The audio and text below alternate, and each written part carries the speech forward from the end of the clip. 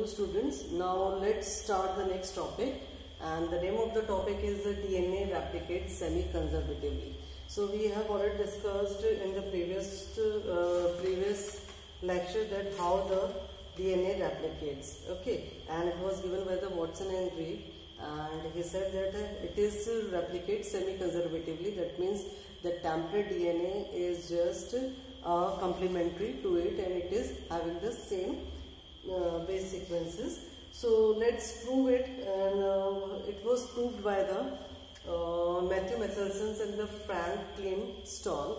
It is one of the important topic of this chapter. Mostly it comes in the board exam.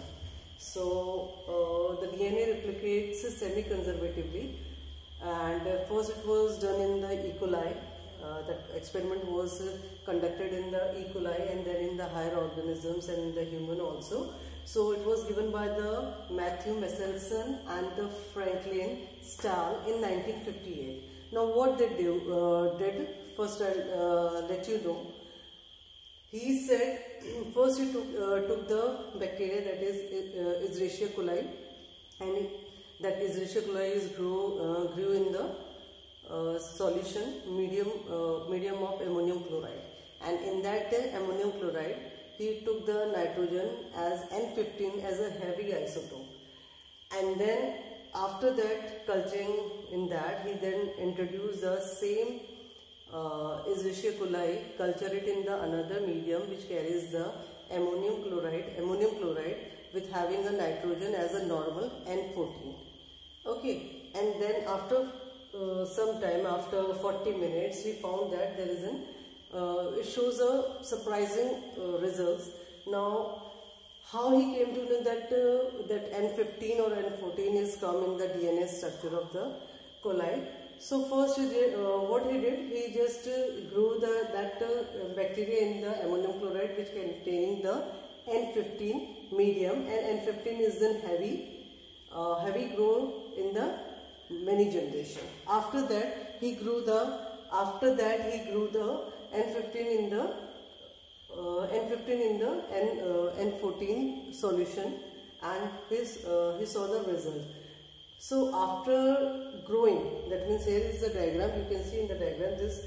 First he cultured it in the medium containing the ammonium chloride which having the N15, and then he found that he just separated out by, after just taking out that DNA and added it into the cesium chloride by the centrifugation. What he found that by the cesium chloride and the process of centrifugation, there is a rotation, and that density gradients, due to the density gradients, that N15 of the DNA, it gets settled down at the bottom of the tube. So he came to know that it carries the N15 DNA. After that, this content, that bacteria which is cultured in the N15 solution of ammonium chloride, then it is transferred to the N14 ammonium chloride solution, and what he found after 20 minutes, he found the next first generation. After 20 minutes he found that it is a combination of N14 and N15. Okay, so that means it is a combination. I have indicated it with the red color with the N15 and green color with the N14 to identify. So that means that in the next generation he found that all the bacteria which he got is of combination of N14 and N15. Then after that what he did, then he again cultured it in the for the next 40 minutes. So he found that the next band, he found that is a combination of two of them is in the hybrid, that is N14 N15, and two of them are only the N14, that is in light. Okay, so how he checked? After that, having the cultured Escherichia coli, he just separated out the DNA, and with the combination of cesium chloride, he added the normal cesium chloride and centrifuges and find out that what kind of DNA it has, and he found that the N15 DNA, when it is cultured in the another medium, we find the hybrid of that, and after that again we have cultured it and wait for the next 40 minutes to complete the cycle. We found that the 50% of them are the hybrid and 50% are of the N14. So there he found that in the first it is in heavy nitrogen carrying DNA, and then in the second one it get the hybrid, and in the third he got the light and the hybrid. Okay, now what is the hybrid is, we are saying that this is the N15. When it is in the colony of ammonium chloride we have cultured, we find that one is the heavy and one is the light. So that means it can be semi-conservative. That means the one of the strand is act as a template for the another. So from here it is going to know that that the DNA replicates semi-conservatively. That means these two strands, they are the templates of them, and when they get copied, one of them will be get from the parents. That is, it is semi-conservatively and complementary to each other. From this proof, it came to know that DNA replicate semi-conservatively. After that, the process which we have discussing later on in this chapter is the process of transcription, translation, and the protein synthesis. But for this mechanism, when we are saying the DNA, copying of DNA, and how this DNA is transferred from the parents to the progeny, so how the replication will take place, how the copies are generated. For that, there is a lot of machineries and enzymes are required for this, for generating this DNA copy. Okay, so that means replication requires a lot of enzymes, and the lot of enzyme plus they require procedures also. Like when we see the replications require the enzymes, so first we need that which part of the DNA is going to replicate, because it's a long chain. You can see it's a long chain, and it's quite difficult to copy the whole double-stranded DNA because it's required a lot of energy. Okay, so only the selected part, that means which part is going to be copied. Okay, so that means that whole double-stranded DNA is not copied, only the particular point, particular place of the DNA is going to be copied. So that means we need a initiation, that means from where the copying or replication of DNA will take place. So there will be some point from where the origin of replication take place. So maybe this is the place where the origin of replication will take place. That is also known as ori. Okay, in the simple word we can say, ori. Along with this, we need one of the important enzymes, that is known as DNA dependent DNA polymerase and DNA dependent RNA polymerase. Okay, for the DNA dependent DNA polymerase for copying the DNA as a DNA strand, and for the RNA polymerase for the DNA to RNA. Okay, so what the function of this DNA dependent DNA polymerase is that it catalyzes the polymerization of deoxyribonucleotide. That means this is a chain. If we unwind it, it's having a nitrogenous base. So this DNA dependent DNA polymerase, what they do, they will just polymerize. There is a polymerization of this deoxyribonucleotide. That means it creates a copy, or it creates a chain. Okay, so it catalyzes this. That means that part is to be catalyzed in a very short period.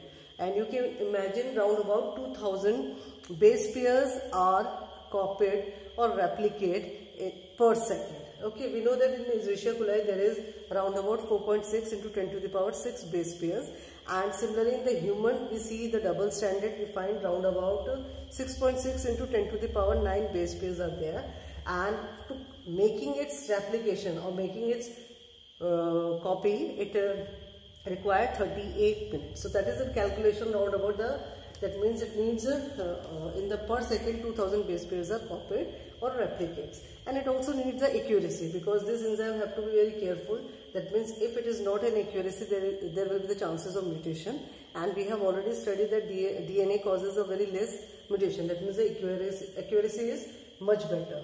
Okay, so DNA dependent RNA and DNA dependent DNA is important for the elongation of this chain also, and after that, that means once it is initiated, when it is just copied and there is a polymerization of deoxyribonucleotide, then it is a termination. Then up to where it have to be copied. After that, it has to be terminated. So there will be the termination point also, and then some enzymes are also react on it so that it can be terminated and just give only the strand of RNA.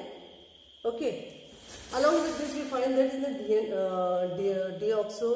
DNA dependent polymerase, in the DNA dependent DNA polymerase, we having a very important deoxyribonucleoside Okay, so that deoxyribonucleoside, that means deoxyribonucleoside means when the sugar is combined with the nitrogenous base. Okay, without phosphate or deoxyribonucleosides purpose a dual purpose. It having a two purposes. Dual purposes means it is an important one and mostly it comes in the 2 marks question. First is that it acts as a substrate in the sense it forms the structure of the DNA and start making the copy. And second, it provides the energy for polymerization reaction. That means once it is act as a substrate also, and it helps as a backbone of that DNA structure, and it helps to copy or replicate that strand also. So that means it provides energy, and for copying of DNA it needs a lot of energy.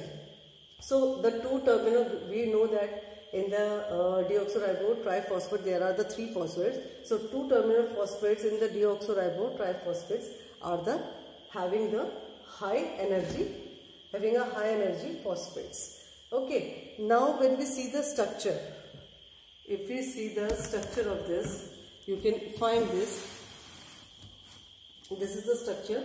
I have just taken it out. That means we have discussed, that means there is a structure. Okay, this is a complete structure, and we know that along with this enzymes, some more enzymes are required. One is the DNA ligase. DNA ligase helps in joining the small fragments of DNA, and topoisomerase means it reduces the tension. That means suppose this is the place and this part is to be replicate. Okay, this part is to be replicate. When this part will get unwind, that means it gets unwind, then what happens? It creates a tension here. Okay, that means when it get open, this part get open, so it creates a tension at the corners. So topoisomerase, what it did? It just reduce the tension of this fragment. Okay, so this region will be going to be open, and then its copy will be formed. It will be replicated. So this is the structure which we can say when any part of an DNA fragment is going to be replicated, it forms a replication fork.